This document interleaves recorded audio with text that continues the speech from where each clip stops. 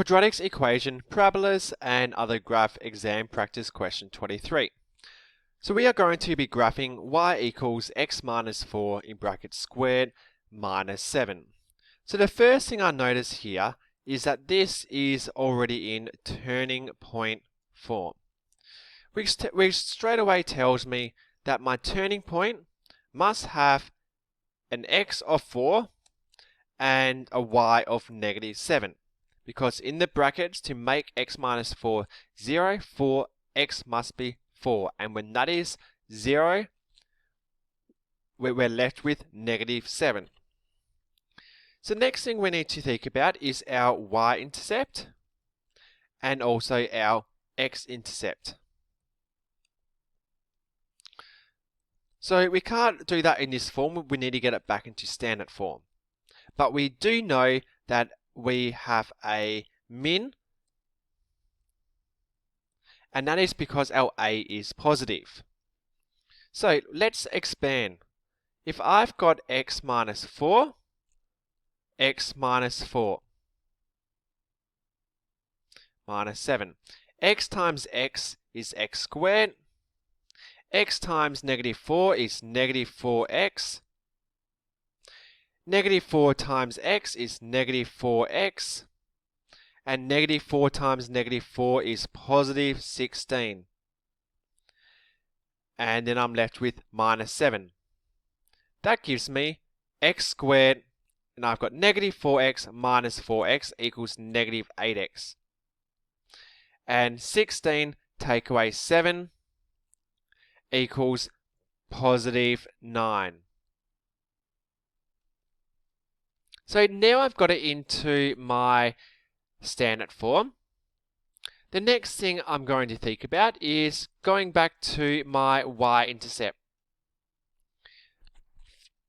To get my y-intercept, I need to look at c, and c is 9. To get my x-intercept, I've got it into standard form, but it looks like I'm going to have a decimal, so not a whole number. So that means I am going to straight away just use the quadratic formula of negative b plus or minus b squared minus 4ac divided by 2a. So if I look at my b is negative 8, so negative and negative 8 becomes positive 8. My b squared, if b is negative 8, negative 8 times negative 8 equals 64. And then I've got 4, negative 4 times a times c. Well, negative 4 times 1 is negative 4. Negative 4 times 9, 9, 18, 27, 36 is negative 36. And then I'm left with 2a. 2 times 1 is 2. So I've got in my search 64 take away 36, which is 28. Now I'm going to get a decimal for this, and have the square root of 28 is 5.29, so I'll round it to 5.3.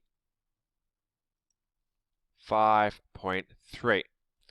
So now I'm going to have two answers. I'm going to have the positive, so 8 plus 5.3 divided by 2, and I am going to have 8 minus 5.3 divided by 2. So if I do the first one, I get 6.65. So x equals 6.65. Whereas if I go 8 minus 5.3 divided by 2, I'm going to get x equals 1.35. So those are my x-intercepts. 6.2, 6.65 and 1.35. So now I'm just going to graph everything. First thing I know, y-intercept is at 9. I've got an x-intercept at 1.3, so approximately here. And 6.65, which is approximately here. I know my turning point is when x is 4, which is roughly halfway, and my y is -7. Now, this is where it becomes a bit easier to graph because we are told everything now. We've got all of the missing bits, so which means we are able to graph our quadratic because we know the turning point, we know the x-intercepts, and we know the y-intercept.